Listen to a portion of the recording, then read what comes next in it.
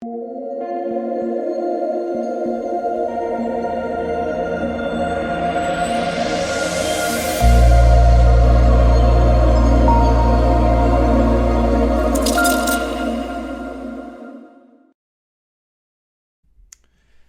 what is going on, guys? It's DK. Back at you with another video here to predict the 10-game NBA main slate on Monday. Before I get into the video, if you guys are new to the channel, my name's DK. I make daily videos and live stream for NBA and NFL sites on Draftkings. If you guys cannot watch these YouTube videos, I do upload an Apple Podcast. I have a link down below, which is the DK DFS show.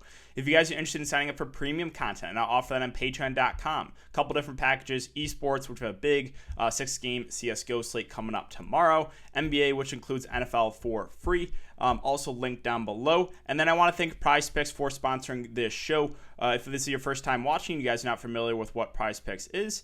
Again, basically it's a site where you're taking over-under on fantasy points, right? So for tomorrow, Joel Embiid projected for 50 fantasy points. Do you like the under? Do you like the over? You can mix and match sports. They have NBA, esports, college basketball, NFL. So if you guys want to sign up, you can use the code DKDFS. DKDFS, all one word, link down below. You get a 100% match up to $100. And finally, I want to just thank you guys for the continued support as we close in on the 8,000 subscriber mark on YouTube. If you do enjoy this content, if you leave a like button on the video, subscribe to the channel if you haven't already, and hit the notification bell so you don't upload videos you don't like live. As always, I'll be doing a live stream on YouTube to go over everything, answer all you guys' questions before lock, and let's aim for 200 likes on this video today, guys. But yeah, with that all out of the way, let's jump in the video. So before we talk players and their prices for this 10-game slate, let's look back my lineup here from Sunday. So Sunday, got a little bit of tilting to do. Let's take a look at my lineup. So we got news that Trae Young and Capella were out literally right after lock, which I was really excited about because I was like, hey, we're going to get some of these Hawks guys at pretty low ownership. Rajon Rondo, only 40% owned. He was a clear value play in my opinion. Jerome Robinson was only 24% too. I thought he was one of the best value plays on the slate. He was a core for me. DeMar DeRozan, I really hate this Spurs team. One of my least favorite teams. 5 fouls in 25 minutes. Really? For a guard wing to pick up foul trouble. Got John Collins, another one, right? 25% owned with no Capella and no Trae Young. He was my favorite GPP play of the day. I mean, I thought he had even more upside, honestly, than 45. He also got in a little bit of foul trouble. Paired him with Giannis Antetokounmpo, who was surprisingly a little bit lower owned. Now, there was some blowout risk. I get why, he wasn't that popular, but it was just a smash spot there. Kevin Huerter just couldn't hit the broadside of a barn. I should have tried to get DeAndre Hunter in there, but I couldn't fit him in, so I want Huerter. It was just terrible. Julius Randle, let me talk about this for a second. Tom Thibodeau, as a coach, we know, right? Known for just running the main starters into the ground. Close to 40 minutes a night for Randle, close to 40 minutes a night for Barrett. We know that every single night. Well, there's been 2 times so far this season where they just completely limit the starters. He just completely limits the starters' minutes out of nowhere. One time a couple weeks ago, I get Randall low ownership, plays 30 minutes. Tonight, get him at low ownership in a smash spot here against Portland. 15 minutes. 15 minutes at half for Julius Randle. The bench played more than the starters for the Knicks. So if you played a guy like RJ Barrett too, he was a decent play today. I feel for you. 11 minutes in the first half. And this is not just the Knicks. Let's take a look at the Portland side. The bench played more than the starters for Portland too in the first half. Cantor, 10 minutes. Lillard, 15 minutes. If you play the main guys from this game, I really feel for you because that is just, you can't predict that stuff. And that's just so tilting. Just literally out of nowhere, Randall, just 15 minutes at half.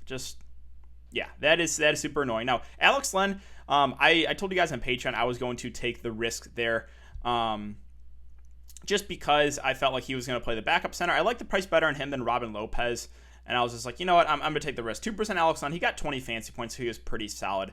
But yeah, that's a look back. So really, again, the DeMar DeRozan foul trouble, it's just that was annoying. Plus, Randall, 15 minutes at half. And then Kevin Huerter played terribly too. But yeah, I mean, if Randall if the Knicks can keep this close and Randall actually plays his normal minutes in the second half, maybe it can sneak in the cash. We'll see. But yeah, that's a look back for me, guys, on Sunday. So let's talk about this 10-game slate. And again, we got a lot of games to go over, so I'll try to go a little bit faster. I'll also refresh Bovada to make sure we're all up to date here. All right, so Miami Heat, Brooklyn Nets, 235 over under. The Nets are 7.5 point favorites. Lakers and Cavs at 214.5 over under. The Lakers are 10-point favorites. A little bit of blowout risk there. Nuggets, Mavs. This one should be fun to watch. 222 over under. The Nuggets are 1.5 point favorites. Timberwolves, Warriors, 225.5 over under. The Warriors are 8-point favorites. And Thunder, Blazers at 222.5 over under. The Blazers are 5.5 point favorites. So let's start with Philly and Detroit. And the big news is Joel Embiid questionable. This changes things, right? This is a smash spot against Detroit. I mean, we just saw what he did a couple days ago. Went for almost 60 fantasy points in 35 minutes. So if Embiid plays, I think he makes for a really good play at the top. If Joel Embiid is out, then we look to Dwight Howard for value at 4-2, who immediately becomes one of the best value plays on the board. And then Ben Simmons, Tobias Harris become really solid spin-ups as well. Would prefer Ben Simmons. He has a little bit of a higher floor. Ben Simmons still went for 48 in this spot with Embiid. So, like, got him. The Embiid news has changed everything, right? If Embiid plays, I like him at the top. Don't think I'd get to anyone else in the team. If Embiid misses, it's Dwight Howard for value, and then Ben Simmons, Tobias Harris at the top. Let's move on to Detroit. So Detroit, no Derrick Rose. Blake Griffin is back. Jeremy Grant's fine. I think he's a guy that does have some upside. If they're going to keep it close, we'll probably see a decent game from him. Not really interested in Blake Griffin. DeLon Wright at 5.5 is more viable. With Derrick Rose out, he just plays more minutes. Like when Derrick Rose has been out, he's played like mid-30s minutes. Again, not necessarily the best spot, but I think he's like an okay play there in the mid-range. Plumlee, the minutes are just up and down on him. Two value guys I will mention. Wayne Ellington continues to play decent minutes. He continues to shoot really well. He's had 32, 24, 26, and 30 fantasy points the last 4 games. So yeah, he's viable. I don't think he continues to shoot this well, but I think he's in play because of those minutes. And then, yeah, Josh Jackson at 4.3. Probably get around 20-ish, maybe a little bit more. I guess he's like an okay value play. Isaiah Stewart, I mean, he's actually been getting more minutes. Plumlee's minutes are going down. 23-19 for Stewart last couple games. I guess he's like an okay punt play, but that's it for the Detroit side. Let's move on to Toronto and the Pacers. So Toronto, 2 big pieces of news are waiting on. Pascal Siakam, Kyle Lowry, both questionable. If they are both out once again, then yeah, Van Fleet at 7.9 makes for a pretty safe play. Should play huge minutes, played 41 last game. Now, this matchup is not necessarily the best. Both teams are pretty solid defensively, but Van Fleet I think would be a pretty safe play if they're both out. OG had the big game. OG had a huge game today. 5 steals, 1 block, 30 real-life points. He would be a little bit more viable too. Would not expect that type of performance again, but he would for sure be in play. Now, I do want to talk about something here. Chris Boucher, with Pascal Siakam out, with Kyle Lowry out, 21 minutes for Chris Boucher. You want to know who they closed with last game? It's pretty interesting. Yuta Watanabe.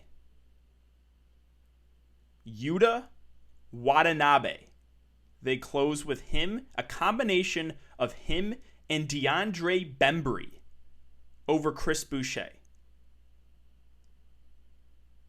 What did Chris Boucher do to the coach? Like I literally have no idea what they are doing. Because you saw how productive he was when he was getting minutes. And it's not like he's a terrible defender. He's a good shot blocker. I don't understand it. I saw he played 21 minutes today. I could not believe my eyes. With no Pascal Siakam. Again, they use a combination of 2 guys that don't even play. Yuta Watanabe, probably one of the worst players in the league, and DeAndre Bembry. That makes no sense. But it just seems like they don't want to give him minutes right now, so he's strictly just a GPP play. Norman Powell at 5.2, dependent on Kyle Lowry's status. If Kyle Lowry's out, we can look to Norman Powell. Now, it's not like we're getting him at a great value like we did a couple slates ago, but he should play over 30 minutes and would be a viable play if Kyle Lowry is out. Stanley Johnson started last game with no Pascal Siakam. He played 31 minutes. Wasn't great, but he would be an okay value play too if Siakam's out. So really, there's definitely some value here for Toronto if both those guys are out. If they're both in, it might just be a stay away for me because balanced team and with the top 3 guys at least, and not really the best spot. So yeah, we'll just have to keep an eye on those of Kyle Lowry and Pascal Siakam. On the Pacers side, again, it's just both teams are pretty solid defensively. I think Sabonis is like a safer play. We'll play about 40 minutes. He shot 1 of 10. Still had 41 fantasy points. Like Sabonis doesn't play every slate. Brogdon really struggled shooting the ball. 5 of 22. 8-5, don't love it. Miles Turner had like 7 blocks or something. 6 blocks and 3 steals, so he went for 50 fantasy points. I mean, they're playing him big minutes. He's playing close to 40 minutes a night. 7-4, don't love it, but again, the way he gets you there is because of those blocks and steals. The value plays I'm probably not going to get to. Like McDermott and Justin Holiday are all right. McConnell's actually been playing some okay minutes on the bench, mid-20s, and then Jeremy Lamb has been hovering around like the 20-minute mark. So like, yeah, you can take a shot on a couple of those guys, but no one really stands out for the Pacers for me. Let's move on to Charlotte and Orlando. So Charlotte, I just don't know what to do with Gordon Hayward. I just don't know what to do with him. He went for 50 again tonight. He's just so up and down, but he's for sure in play. Like, this guy has 50-plus fantasy point upside. We've seen it multiple times already from him. He just also has a low floor. So, like, do I trust him in cash games? Not really, but he's a good GPP play because he has that ceiling. So, Gordon Hayward firmly in play for GPPs. I'm not going to get to PJ Washington at that price.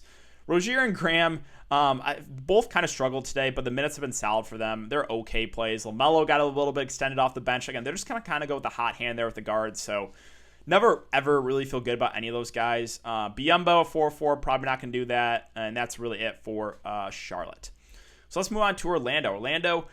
Aaron Gordon questionable. If Aaron Gordon is out, like Nikola Vucevic is one of the best plays at the top. He actually had a subpar performance today too. I think he only finished like 45 fantasy points, but this is just a smash spot here. And especially if Aaron Gordon is out, he should have. He has a huge ceiling. So really do like Vooch, especially if Aaron Gordon is out. If Aaron Gordon is out, then we can look to guys like Fournier and Cole Anthony. Both had to step it up offensively last game. Both are pretty solid. I usually don't like getting to Evan Fournier, but I think he's a viable play on the slate. Same with Cole Anthony. So, yeah, both those guys would look better if Aaron Gordon is out. Now, if Aaron Gordon is in and there's no limit for him, I think he makes for a pretty solid play too. So, really, we'll have to monitor his status going into tomorrow. And then if Gordon's out, we can look to guys like Ennis and Gary Clark, who actually both got some pretty decent minutes off the bench. They would be viable value plays there. All right, Miami, Brooklyn. So what we know, no Jimmy Butler, no Tyler Hero. Bam Adebayo at 8-5. I mean, this is just a smash spot. I want to target Brooklyn. I want to target players against Brooklyn, for the rest of the year. Brooklyn, sure, they're good offensively. They played no defense. So we just saw what Bam Adebayo did in that last game. Went for 62 fantasy points. Now, we probably don't get 62 again from Bam, but I really do like him in the spot. Also, going right back to the well, Dragic and Kendrick Nunn. Dragic continues to have just floor game after floor game. I will continue to buy back in. The price isn't moving. I know he's got the upside in him. It's a smash spot, so I know it's there. I'll probably go back to the well with Dragic, and I really do like Kendrick Nunn too. I think both these guys look phenomenal here with no Tyler Hero and no Jimmy Butler in this spot. Both should play over 30 minutes, so I like Nunn, I like Dragic, and I like Bam Adebayo. The rest of Miami, probably stay away from me. Olynyk at 6'3", probably not. Duncan Robinson, 6'2", too expensive. Iguodala, you can make the argument for 3-6, probably gets low to mid-20s minutes. I guess he's okay value, but don't love that. And that's really it for Miami. Let's move on to Brooklyn. So Brooklyn, with all three players healthy, they just don't have a ton of upside, at least right now. Like, Kyrie is the guy for me, again, if I had to pick one, because he's the cheapest. He's gone for 51, 49, and 48 fantasy points the last 3 games. Harden, again, only 35 fantasy points when all three players are healthy. Durant only went for 46. So it's like, for me, if I had to pick one, it'd be Kyrie. But I don't know if one really stands out when they're all healthy. The value plays to stay away too when they're all healthy. I know Joe Harris has been having some decent shooting games, but I'm not going there at 6K. Let's move on to the Lakers and the Cavs. So this game does have some blowout risks. LeBron and AD, I think, both look pretty solid. Now, they did get kind of limited that last game. LeBron didn't play in the fourth, only played 28 minutes. I feel like they're going to play more in, like, the big games and maybe a little bit less in games that are not, like, they don't really need him that much. But yeah, 9-2, 9-3 respectively. I think if I knew both those players, if both LeBron and AD were going to play 38 minutes tonight, I would really, really like them. But minutes have been fluctuating a little bit, so it just depends on, do you think the Cavs keep it close? The rest of the plays, I'm probably not going to get to Schroeder. Harrell's okay in the mid-range. You guys know what KCP is by now. 20 to 25 minutes relying on the scoring. Caruso, I don't know if we have to go there in the slate. And that's it for the Lakers. On the Cavs side, there's really not a lot I like. They use, they used a huge rotation tonight. I mean, they got blown out. Drummond splitting the minutes with Jarrett Allen. I'm not going there. Sexton has had some upside games, but that was against Brooklyn. I'm going to pass here. I'm not paying that price for Nance. I'm not paying that price for Osman. Garland's being limited. No, thank you. Prince, I guess, is okay, but I don't like anyone here on the Cavs. So on to Denver and Dallas. So Denver, we have Nikola Jokic at 10-8. I think makes for a pretty solid spend up. Now, my one concern here is he only played 32 minutes in regulation there against Phoenix. That is not going to get it done. if we're only going to get like low 30s minutes from Jokic, that price is too expensive. Now, will we get that again? I'm not sure. Again, we got lucky in overtime, and he got double overtime, so that's why he played 42 minutes. But he was only on pace for 32 in regulation, which is not great. So, depends on the minutes. If Nikola Jokic is going to play 35-plus minutes, I think he's firmly played at the top. Again, he's just been insane, consistent, stuff on the stat sheet. I mean, he had 22 rebounds last game. So, yeah, Jokic, I do like at the top. Just a matter of does he get the minutes. Murray, always viable for GPPs. Again, very, very up and down. You guys know that by now. MPJ at 6'6", Barton at 5K, Rest of the players are, don't love him. Monte Morris, he's actually been getting extended a bit. He played 36 minutes, so probably like 26 in regulation, but he's been pretty solid for this Denver team. I think he's like an okay value play if you need someone cheap. Gary Harris is kind of the same player as KCP, right? 3-and-D guy, very reliant on the scoring, low floor if he's not hitting a shot. He played 37 minutes, had 16 fantasy points. The floor is there, but like below 4K, you can take a shot there. All right, on the Dallas side, so Luka and Porzingis both back. I like the spot for them. I think Luka makes for one of the best spot ups of the slate. He was on pace to smash last game, and then unfortunately it blew out. So only played 3 quarters. Basically had 50 and 3 quarters. 10-7 does seem a little bit too cheap for Luka Doncic in the spot. So he's one of my favorite spend ups of the slate. I also have interest in Porzingis. I think Luka will be decently popular. If you want to differentiate yourself in tournaments, you can just go Porzingis over Luka. Porzingis doesn't have as much upside, but he's also cheaper. So both the Dallas guys I do like at the top. Hardaway's always fine, but again, very reliant on the scoring, right? If he's not hitting his shots, the floor is low like we saw last game. Trey Burke will pass. Brunson at 4.7 has actually been getting some decent minutes, like over 30 last 3 games. I think he's a solid value play, not a must though for me. James Johnson with the Porzingis back. Again, probably still plays mid-20s minutes, but don't love that. And that's really it for Dallas. All right, let's move on to Boston and Chicago. So on the Boston side, Jason Tatum at 8.9K. Looks like he is expected to be back. So Tatum, if there's no limitations for him against Chicago, I think he makes for a good spend up here. We'll just have to monitor the news if he's going to be limited. There's no Kemba Walker, so Jaylen Brown's viable as well. I do probably give that to Tatum if there's no limitations on him. So again, we'll just have to keep an eye on that. Now with Kemba out, there's definitely some possible value here. We still have Peyton Pritchard out as well. I wonder, like, do they start Marcus Smart at the point? If they do, he would actually be a solid play in the mid-range. Or do they start a guy maybe like Jeff Teague at the point guard? So this is something to keep an eye on. If Jeff Teague starts a point at 3.7 against Chicago, I actually think he's a pretty solid value play. So got to monitor the news there and what they do with the starting lineup. Thompson versus Tice. I mean, probably prefer the price on Thompson, but don't love it. And then I will mention Robert Williams at 3.2 does seem a little bit too cheap. He'll probably play normally about 15 minutes. He's a good point per minute guy. And I like targeting bigs against Chicago. So I actually am intrigued here about Robert Williams here for GPPs at 3.2K. On the Chicago side, not a lot I love. Zach LaVine's price did come down to 8.6, so I do like that for GPPs.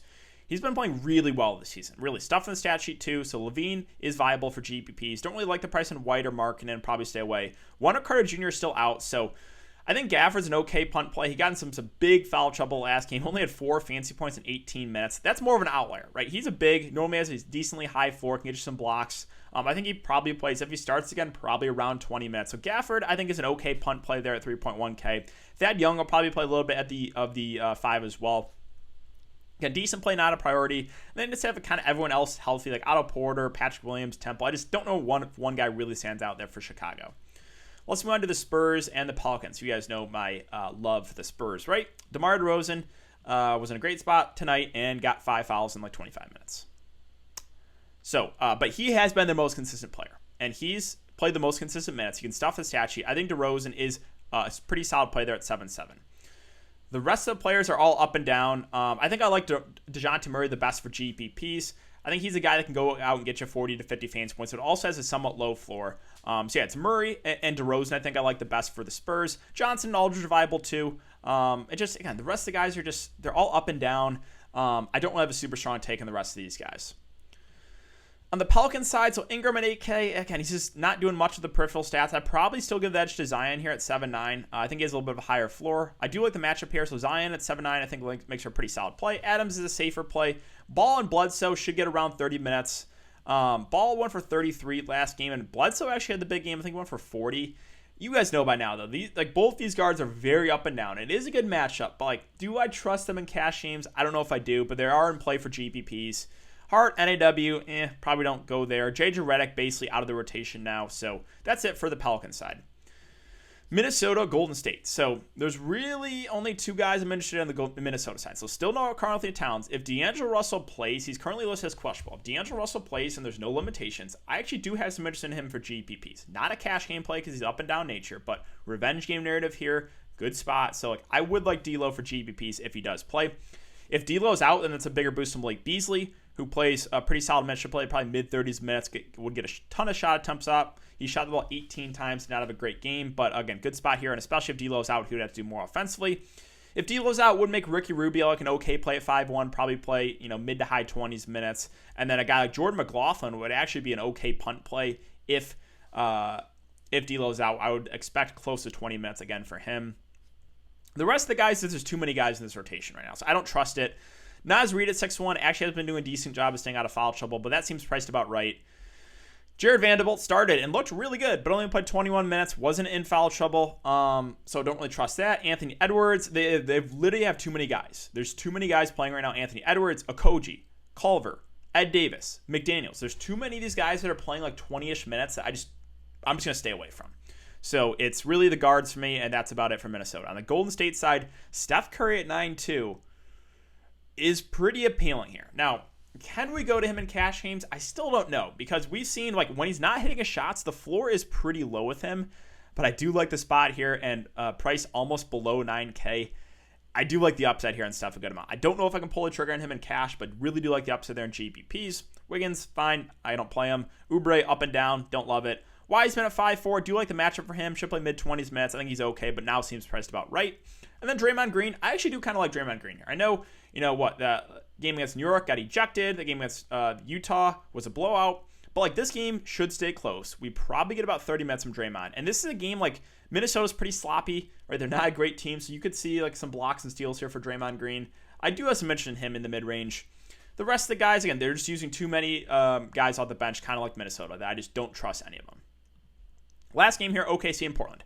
SGA at 8.1K, I think makes for one of the better spin ups of the slate. Really like the matchup for him. This game should stay close, too. There's no CJ McCollum, no Nurkic, so like OKC's not a good team, but this Portland team right now is not great either. So like this game should stay competitive. If it does, we probably get close to 40 minutes from SGA, 39 and 37 in back-to-back games. So really would like him at 8-1 if this game does stay close. I think he does have a lot of upside. Horford, don't think he plays. We'll see if he's available. If he is available, would be fine. If he's out, we can look to Isaiah Roby at 4-6, who probably starts and plays mid to high 20s minutes. Actually think would be a pretty solid value play there. Dort, I mean, I just don't like playing Lou Dort. Like, he's flashy, actually some ceiling, but does have a low floor too. You can go there, I guess. I probably would give the edge to Baisley, who's also been very up and down too. Really haven't seen a ceiling from him lately, but this is a good matchup. So, like, yeah, you could go there. The rest of the guys, like George Hill's been very up and down too. I guess he's viable. And the bench unit, they're using a lot of guys. I don't really trust any of them. So, for me, it's SGA and it's Roby, probably the guys I like the best in the OKC side. Finally, Portland. So, well, what are the minutes going to be like, right? Because Lillard on pace for 30 minutes. Cantor on pace for 20 minutes. So it's like, I have no idea what they're doing tonight. But, yeah, Lillard, if he plays his normal minutes, if Lillard plays his high 30s minutes with no CJ McCollum and no Nurkic, I think he makes for one of the better spin-ups of the slate. It's just a matter of, does he get the minutes? Cantor at 6-6. Based on what we saw tonight, or, in the first half, he only played 10 minutes.